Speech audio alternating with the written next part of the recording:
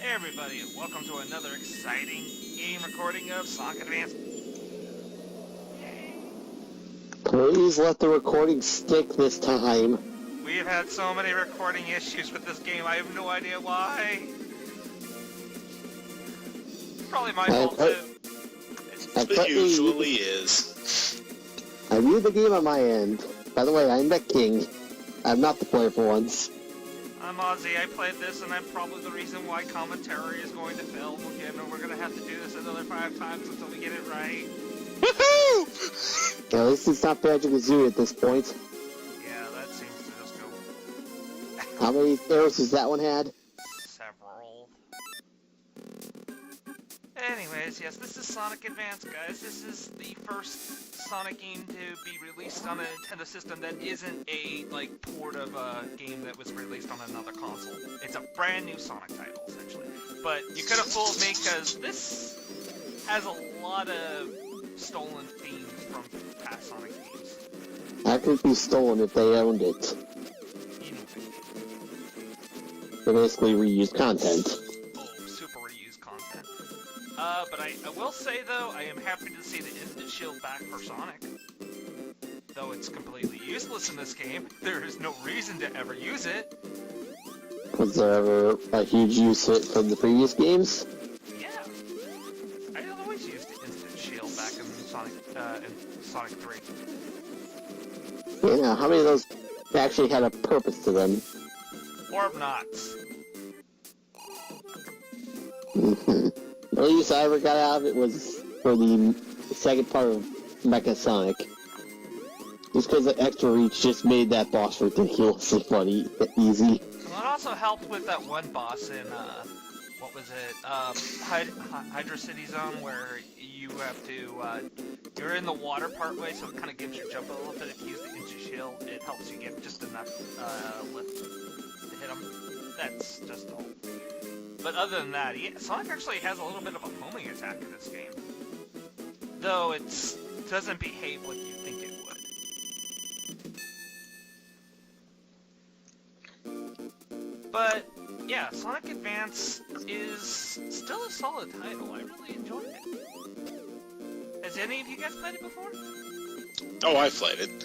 I played a little of the second one, but... And the second one is Sonic Different. Rush. No, it's Sonic Rush before Sonic Rush.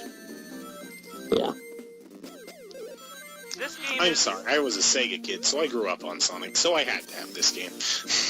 I had the Sega channel. For me, this is one game that I was given to as a gift by a friend who honestly is not a big Sonic fan, so he was just like, here, you might like this. And I'm like, okay, yeah, sure. Who doesn't like Sonic? And I had a lot of fun Sonic playing it. 06. We don't talk about that here. Oh yeah, Sonic and Grind on Rails. And him and Amy Rose are the only two characters that can grind on rails for whatever reason. They're the only ones that invested in soap shoes. I really got those grind boots for Ratchet and Clank. Damn it, crab claws. This is why you always move in spin dash. You don't run, you spin dash everywhere. But I wouldn't get to see that cool little animation he does with his feet, where they just kind of just rotate in the circle. Sorry, but I really love the actual animations for the characters in this game. It's very well done.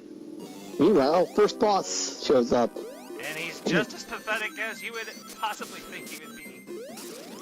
Okay, so the giant drill on the stupid machine didn't work. I know, I'll do a giant hammer instead. Oh, what now?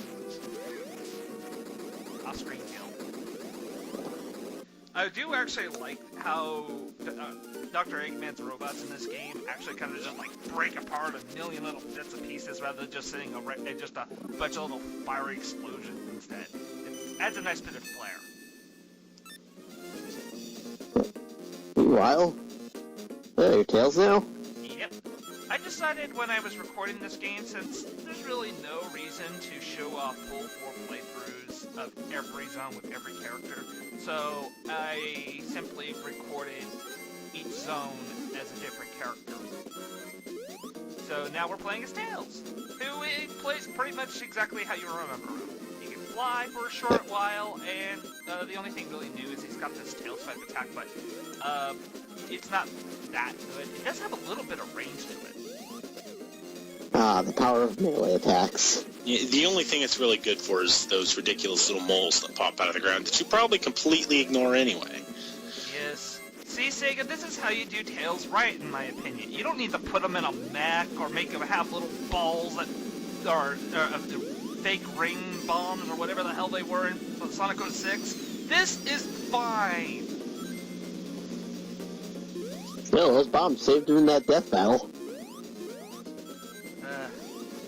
You haven't watched it yet, have you? I haven't watched it. You fool! I'd like to think that Tails won, though. He did. Oh, okay.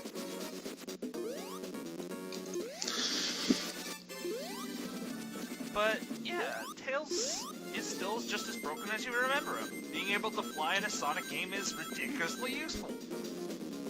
Well, flying in many platforms is ridiculously useful. Yeah.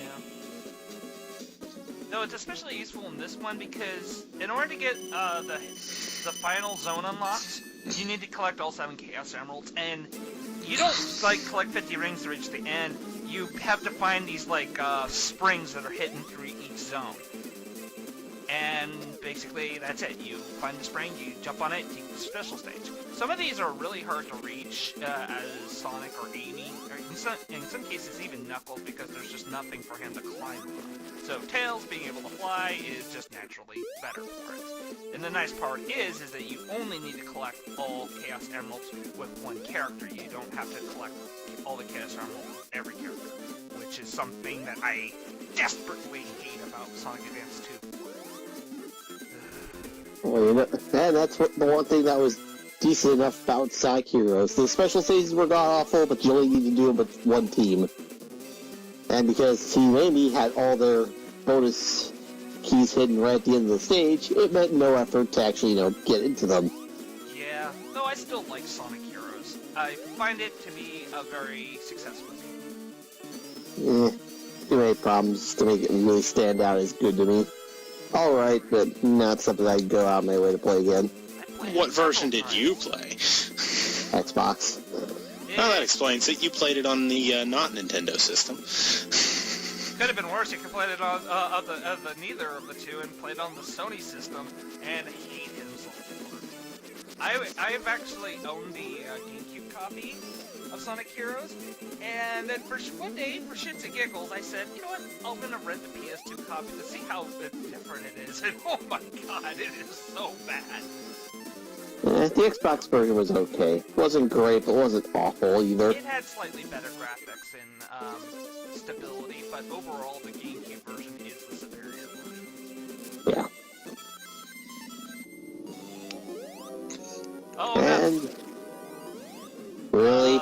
Oh man, I think I saw this boss in a Game Gear title. Hey, Actually, I think Eggman, you're stop right. talking to Dr. Wiley, because I think when he mentioned Springman, he was mentioning him as a failure. No, I think Chaos is right. I think this boss design is from Sonic the Hedgehog 2 on the Game Gear. I know there's one of them that has a very similar boss. Well, you think of a more, Sonic-proof area than a freaking Springman wannabe. Well, he's trying. Clearly, he's like, oh, it's just Tails. Let me see what I've got in the closet. He destroyed your giant walker mech. Okay, fair enough.